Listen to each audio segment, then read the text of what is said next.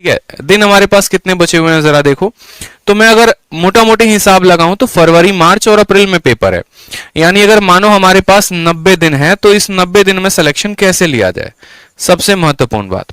क्योंकि जैसे आप पूरा का पूरा सिंपल 3 सफलता के मूल मंत्र होंगे, वो होगा पहला क्या, मैं अगर बताऊं तो सबसे पहले आप अपने सिलेबस को पूरा करो, ये बात आप अपने मन में डाल लो। सबसे बढ़िया बात जो आपको कोई नहीं बताएगा, आप एक अपना पन्ना लो, एक ऐसा पेपर लो, जो मैं हमेशा करता था, ठीक है, जो पर्सनली मेरा अपना प्लान होता था।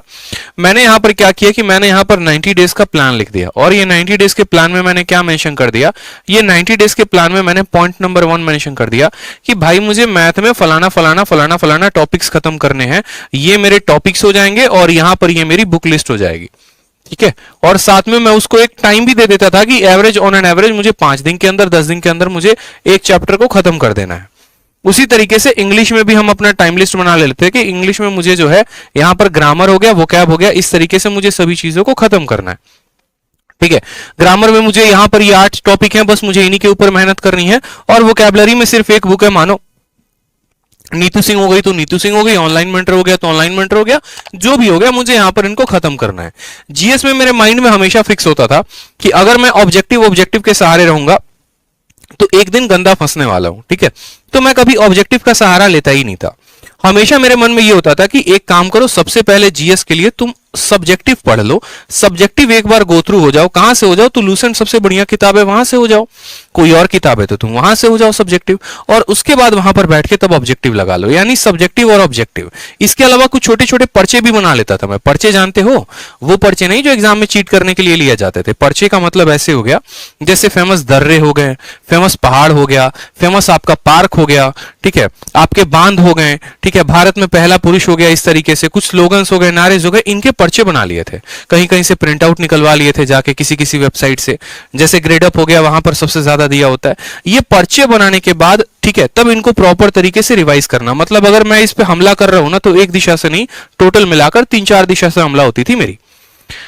ठीक है, एक मेरा हो जाता था कि इसके मिसलेनियस पे अटैक करूंगा, दूसरा मेरा ये हो जाता था इसके ऑब्जेक्टिव पर अटैक मारना है, तीसरा मेरा ये हो जाता था यहां पर कि करंट अफेयर पर भी जोड़ देना है। ठीक है, इस तरीके से हमला होगा। फिर उसके बाद हम आते थे रीजनिंग पे।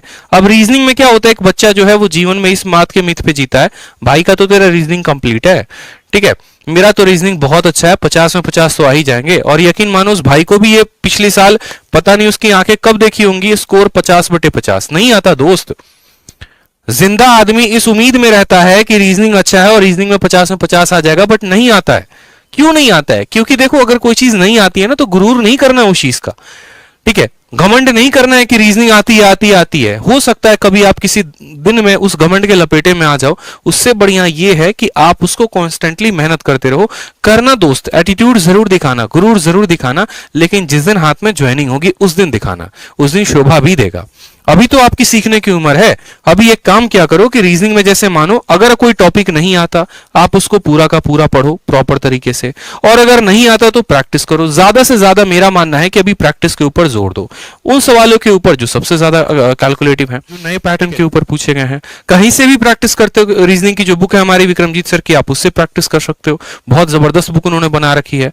ठीक है, तो इस तरीके से आप यहां पर पूरा पे एक प्रॉपर 90 डेज का प्लान बना लो। उस 90 डेज के प्लान में आप हर सब्जेक्ट को टारगेट कर रहे हो, आप वोकैब को भी टारगेट कर रहे हो, आप करंट अफेयर को भी टारगेट कर रहे हो, आप रीजनिंग को टारगेट कर रहे हो, मैथ को कर रहे हो, इंग्लिश को कर रहे हो। तो इस तरीके से एक 90 डेज प्लान अपने आपने कॉपी में बना लिया, सारी बातें आपने नोट डाउन कर ली। उसके बाद क्या होता था, मैं यहां पर डेज के प्लान बनाता था कि डेज में जैसे मानो 1 हो गया, 2 हो गया, 3 हो गया, 4 हो गया, इस तरीके से करके पूरे 90 दिन का प्लान बना लिया। जैसे जैसे मेरा दिन बीतता था ना, मैं उसको ऐसे काटना शुरू करूंगा, अरे यार इतने दिन बीत गए, इतने दिन बीत गए, इतने दिन बीत गए। वो क्या होता है, एक साइकोलॉजिकल प्रेशर बनाता है माइंड के ऊपर, और हमें बार बार एक रिमाइंडर देते रहता है कि देखो इतने ही दिन बच गए हैं, अब नहीं पढ़ोगे तो कब पढ़ोगे, इतने ही दिन बच गए, अब नहीं पढ़ोगे तो कब पढ़ोगे। क्योंकि आज का समय ऐसा है ना, बेशक कोई कितना कह ले कि यार मैं अपने आप में बहुत महान हूं, या फिर एक तरीके से मुझे किसी की गाइडेंस की जरूरत नहीं है। बेशक आपको किसी की गाइडेंस की जरूरत नहीं है, मैं आपकी 100 बातें एग्री करता हूं, लेकिन हाँ, आज के टाइम में आपको अपने आप पे ही प्रेशर डालने की बहुत जरूरत है। और वो जरूरत करता है आपका ये टाइमर, वो जरूरत करता है आपका ये शेड्यूल। जब आपके सामने लिखा हुआ होगा ना पन्ने के ऊपर, इतनी चीजें पढ़नी है, तो दिमाग को लोड पड़ेगा भाई, आंखों से दिखेगा, अरे तेरे को तो इतना कवर करना है पेपर के पहले, और तू 4 टॉपिक किए बैठा है। तेरे पास तो सिर्फ 90 दिन है, 20 दिन निकल गए, बचे 70 दिन, अब नहीं करेगा तो कब करेगा?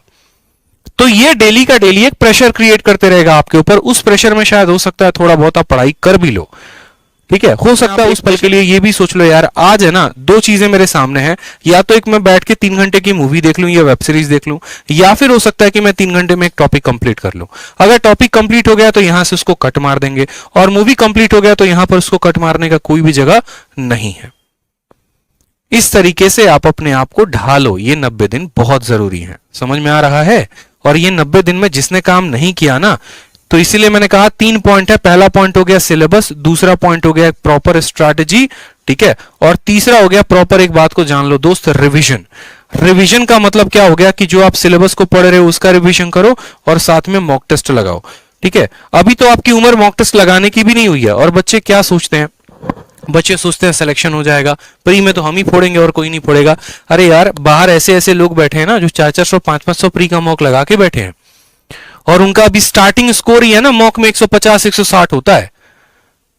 आपका स्टार्टिंग स्कोर अभी 100-110 होगा। आप अभी कट ऑफ के लिए जद्दोजहद कर रहे होगे, वो कट ऑफ क्लियर करके बैठे हैं, उनको मेंस के लिए क्वालिफाई करना है, वो 190 के लिए बीट कर रहे हैं। तो दो लोग हैं हमारे पास, एक वो जो 130-140 लाने के लिए मर रहा है, कट ऑफ क्लियर करने के लिए मर रहा है, दूसरा वो जिसके 130-140 तो अभी से ही बन रहे हैं, बस वो ये सोच रहा है कि किसी भी तरीके से 180 प्लस लेके आ जाऊं, मेंस में भी 180-190 लेके आ जाऊं और एक इंस्पेक्टर पोस्ट मिल जाए। यहीं पर दो लोग हैं, दोनों की सोच अलग अलग है, तो आप खुद यहां से तय कर लीजिए कि सिलेक्शन किसका होगा।